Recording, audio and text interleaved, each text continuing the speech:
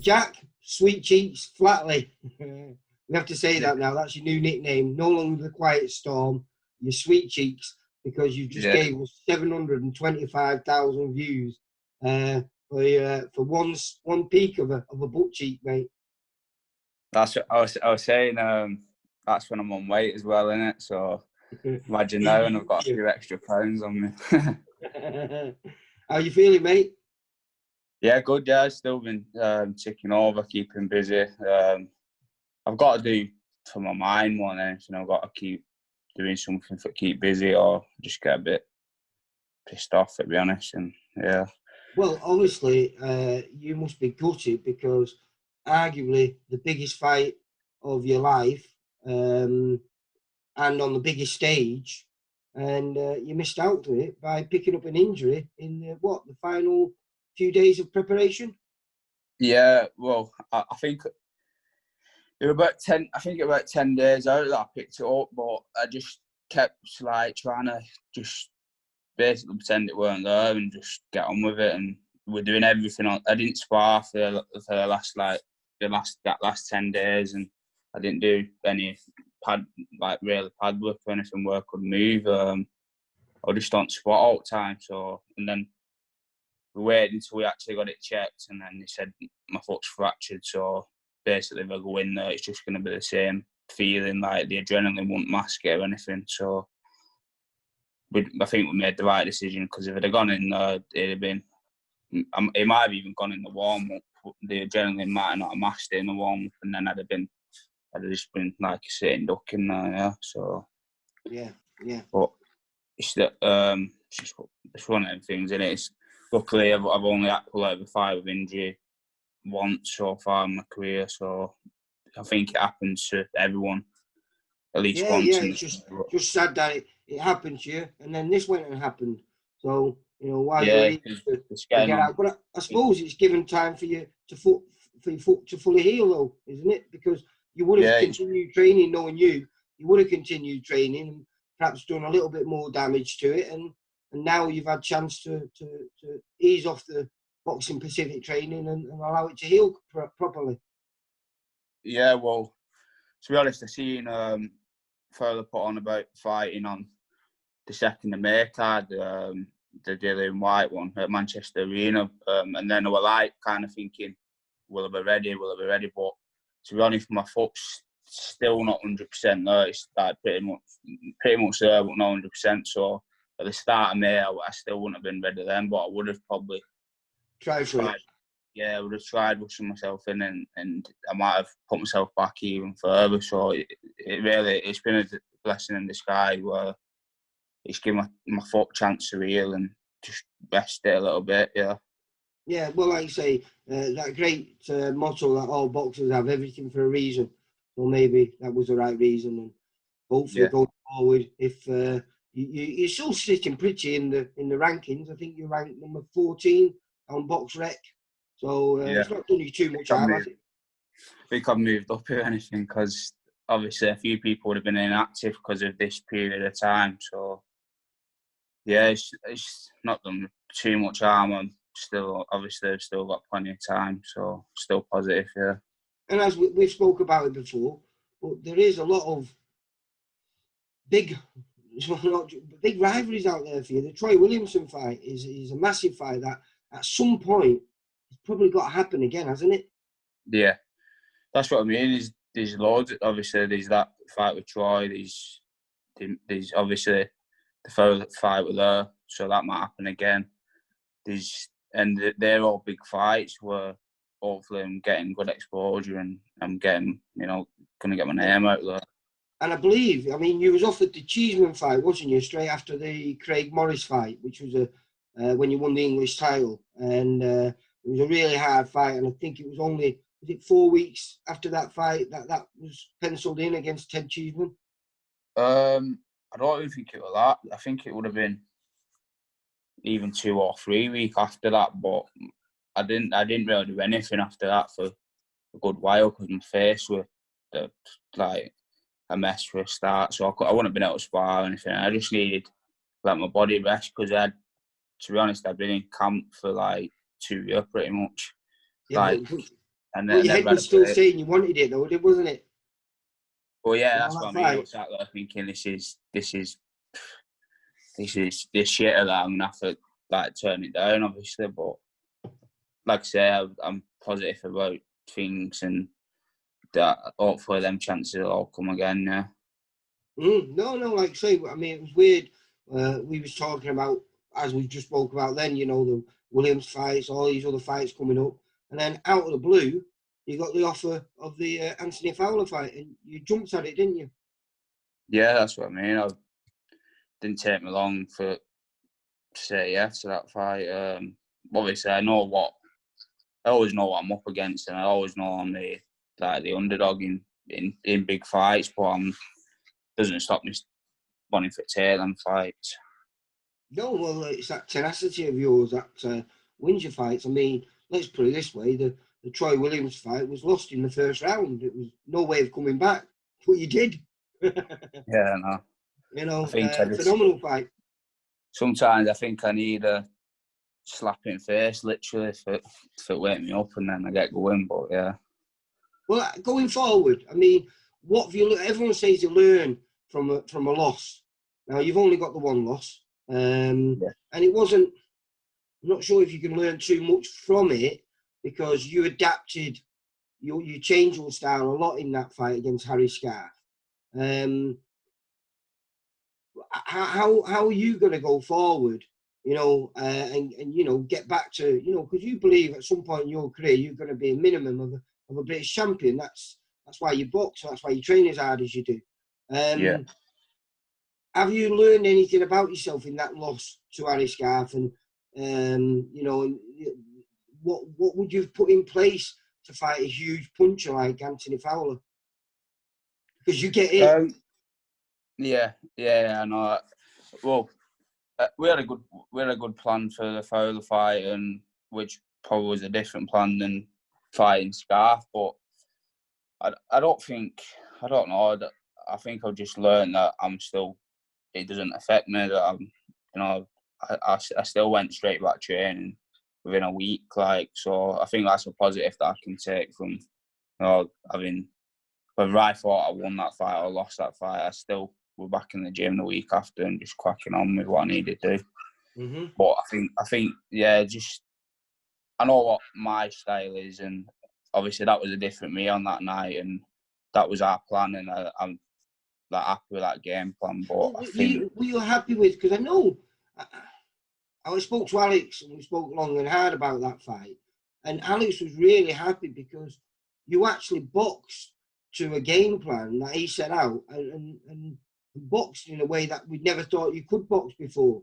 So is that a little bit? Are you going to take a little bit from that fight and use that going forward? Because you showed, you know, not only can you fight, but you can actually box fairly well as well.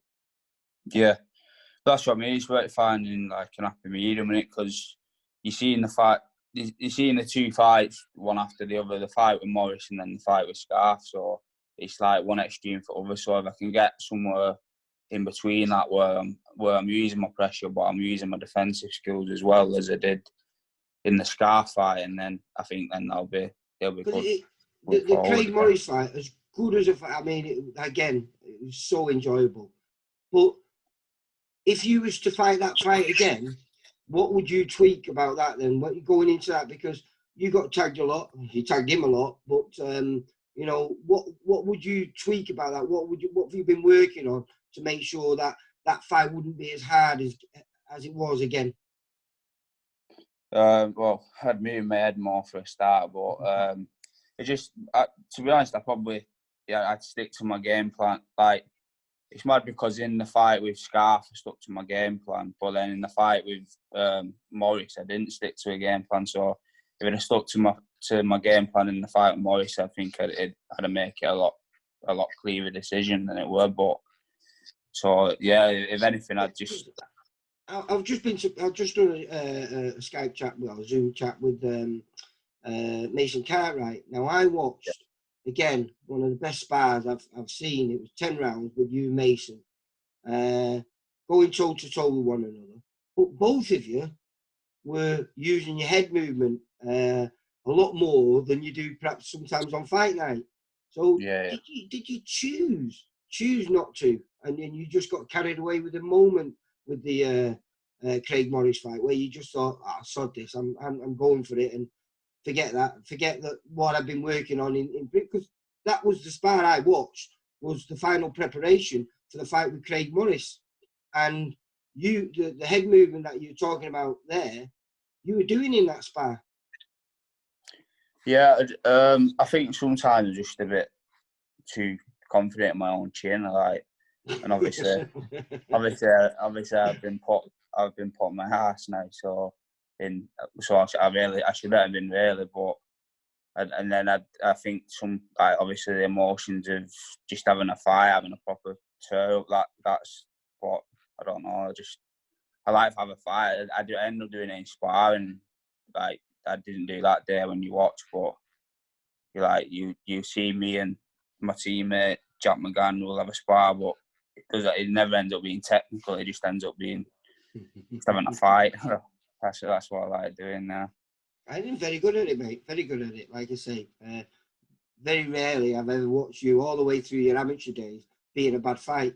Like I say, obviously your first big step up on the big stage when it was on Channel 5 wasn't great, because Harry, he's called Horrible Harry for a reason. His style is a nightmare for anyone. I mean, even though it was a comfortable win for Anthony Fowler, it wasn't an easy win in that sense, was it? It was a messy win, wasn't it? Yeah, it was a messy win, but like, obviously, with Scarf, you just, if I'm honest, like I say, I think I won that fight. But you just got, when it comes to boxing, sometimes you have just got to do what you got to do to get the win, and I think that's obviously what he was aiming to do with Fowler. Mm-hmm. But yeah, I think mine and Fowler's fight styles would have gelled pretty well and would have made for a good fight. Oh, without a doubt. I like Fowler. He's a cracking kid, but your styles would have blended, and I think it would have been a great war. And I think you would have tested him and asked questions that perhaps not many people have asked of him yet. So it would be intriguing to see certainly how the second part of that fight, because Anthony is ridiculously dangerous early on, and that's where you'd have to be careful. But you're dangerous late on. Yeah. Because you just don't leave people alone, do you? That's what I mean. I just want to go back to pressure, but educated pressure, where I'm not. Well, going off question now, there's talk of a fight between Sam Eggington and Ted Cheeseman. Now that'd be a great fight. Who do you think would you tip in that? I don't know. I've seen a lot of people write Eggington off, but Eggington has got experience, hasn't he? But they're still both young and they've had a hard fight. So I think both keep getting wrote off, though, don't they? I mean, Ted Cheeseman got wrote off. Yeah. If anyone, I think I would say Cheeseman just, but yeah. If he boxes the way he boxed against Fitzgerald in the last fight. Yeah, but do you not think, again, I think it's a bit similar to your performance against Harry Scarf. I think he as we were saying before, your style is just needed tweaking, but you totally rebuilt it, didn't you? You went in there as a fighter that I've never seen before, where I think you just needed to tweak. And I think Cheeseman did the same thing. He came out, and I think everyone was surprised that, he could box as well as he did on the back foot. But I think that takes something away, as it does with you, because your best asset is coming forward. Your best asset is that pressure that you put on people. And the same with Cheeseman. All he needed to do is what you were talking about with the Craig Morris fight, is just perhaps move his head a little bit more, coming instead of coming forward in straight lines, a little bit more upper body movement. Yeah, I think sometimes when you come out with a completely different game plan, you're spending a lot of time thinking about it, and I think people don't realise that when you're thinking constantly, that can be tiring as well. So I think, it's just, I don't know. I do think Lloyd Cheeseman boxes the way he did early on in the Fitzgerald fight that it'd be better for him against Eggington. Mm-hmm. Yeah, no, it's a good fight. A good fight, but that's a fight, like you say, you know, you could quite easily be in the mix if everything went sweet for you and back in with all those boys. You know, like you say, it's been offered once to you before. Fowler's fight's been offered. So realistically, you're what people think are a stepping stone. I know you're not, but that's what people think, aren't they? Now, with that loss on your record, it might make you a little bit more desirable, and you might get those opportunities that you've been gagging for, mate. Yeah, well, if people think I'm a stepping stone, I'm happy because that just gives me opportunities, doesn't it? So, you know, there might be for the champion at top of the tree, there might be less fights because people don't want to fight them. But if people are looking at me in that way, then I'm only going to get more opportunities, which can only be better for me. Yeah. Well, and it'd be fair to say you actually fight your best fights as the underdog. I mean, even through the last 2.5 years of your amateur career, you were always the underdog. I mean, I remember, was it the semi-finals you beat Jordan Reynolds before the final with Roy Williamson? That was a quarter-final against Reynolds, yeah. Again, another big underdog again, weren't you? Yeah, I think, like, for the ABAs, the year before and the ABAs, in that year, I was, I think, pretty much the underdog in every fight.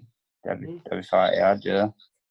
And people forget, you know, like you say, your amateur pedigree, like you say, your last 3 years of your amateur career, was it 33 fights, 30 wins? Yeah, but 33, 130, yeah. And if you look at the first 33 I had, it'd have been about 3 wins. Well, was that right? Was it your first 10 fights? Was it 2 wins or 3 wins in your first 10 fights? Yeah, my first 10 fights, I won 2, lost 8 as a kid, and I think I got stopped twice as well. Yeah. Proper Cinderella story, yeah. Yeah. And what changed for you? What turned you from being just a tough kid into being, you know, a champion? What happened? Was it a mental thing, or was it moving gyms? What? Yeah, I think I always had.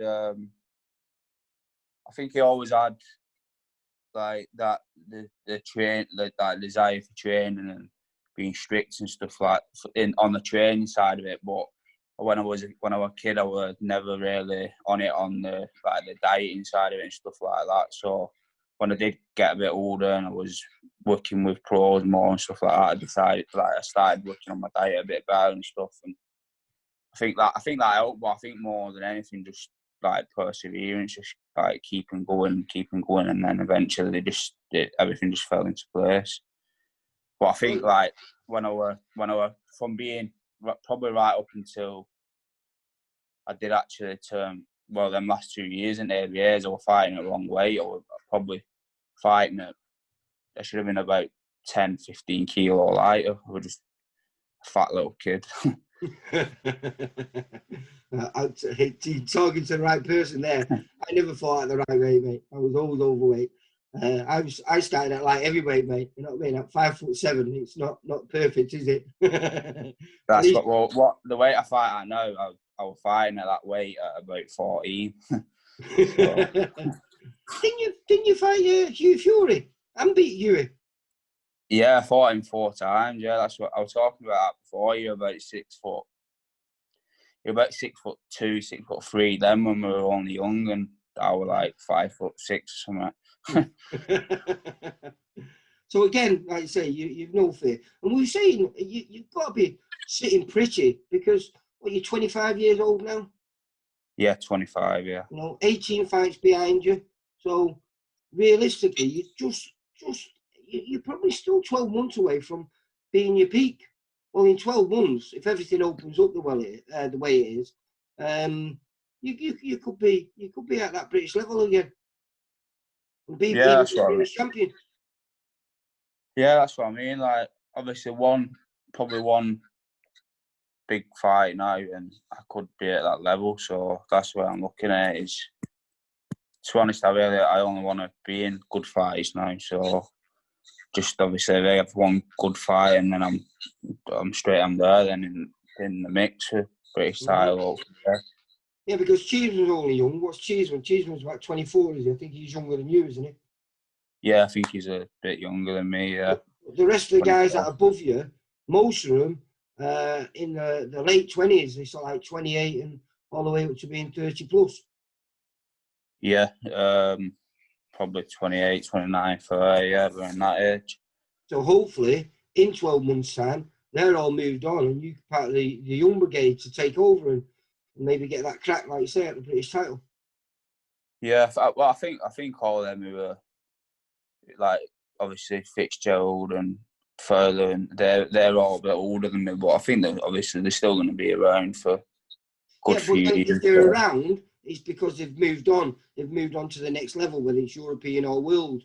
Yeah. So what I'm saying is the British domestic level, you could be right in the mix of that inside the next 12 months. Yeah, that's it. Yeah, exactly. I want to be in a mix of whatever's there for titles and big fights. Yeah. Have you heard any time scale of when Elite's going to open again? Because I've seen the pictures they've been putting on. Sean Foggy has been doing a wonderful job on the gym. It looks like a new place, doesn't it? Yeah, he's been painting and rearranging gym and stuff like that. I'm not too sure when it's going to be. I think I've heard like going off what the government's saying, July time, something like that. So hopefully we can get back up and running then. I presume if you do get called out on one of these behind the closed door shows, then there'll be some kind of way where you'll be allowed to go into a gym because you're training for a fight, then, won't you? Yeah, well, I should imagine so. I should have heard June the 8th is a date where if you've got a fight coming up, you can go back in the gym. Yeah, I've seen something for athletes being able to train again, I think we should imagine you'll be able to train and stuff like that, because you can't exactly go into a big fight just shadow boxing in your kitchen. So I'd imagine they sort something out. Yeah. Right. Well, listen. Good luck for whatever comes your way. Like I say, fingers crossed you get that opportunity again, and maybe even the rescheduling of the Anthony Fowler fight, because I do believe that would be a really great fight for the fans, because both your styles would really gel well together. You don't like taking a step backwards, and he likes to tear up himself, doesn't he? Yeah, that's what I mean. I just want to be in good fights now, whatever comes. I just like say thanks to my sponsors who I have normally, and to my sponsor John Colley and my physio, who helped me out with my foot injury when it was fractured. They helped me get back on my feet, and I'd like to say thanks to my sponsors, especially ones who have helped me like financially and stuff like that over this past like few months while I've been in lockdown, like Cowgill, Legal Hub, Frame Memories and Pack Electoral. They've helped me like financially, so obviously along with my other sponsors that I have. But obviously it's hard when you're not being out working, you're not being able to train, you're not being able to fight. So Pack Electrics is a good friend of ours, isn't he? He's a guy who trains in the gym and came in there as a keep fitter, and now he's a coach. He's great kid, isn't he? Yeah, he's been helping me out a lot anyway. So yeah. Yeah. All right. Well, like I say, good luck for what comes your way. Hopefully, like I say, we can get that fight on there, or even the rematch with Troy Williams, because he wants that, Troy, doesn't he? He really wants to. He doesn't like that blemish on his record, and so maybe he can pick up a title and you could fight him for whatever he picks up if he gets that opportunity before you. Yeah, exactly. I'm just, as long as I've got the notice and I'm fit enough. I don't need no big long 3-month camp or anything like that. But obviously, if we've got decent notice, I'm ready for go. Yeah. Right. Well, like I say, fingers crossed it does happen for you. We'll catch up with you soon. hopefully down at Elite training away. Yeah, thanks a lot, Lee. Cheers, mate. Take care, Jack. See you soon, mate. Sweet cheeks. For all boxing info, news and latest interviews, amateur and pro, across the north, click and subscribe. VIP Boxing Promotions. Also, Twitter, Instagram and Facebook.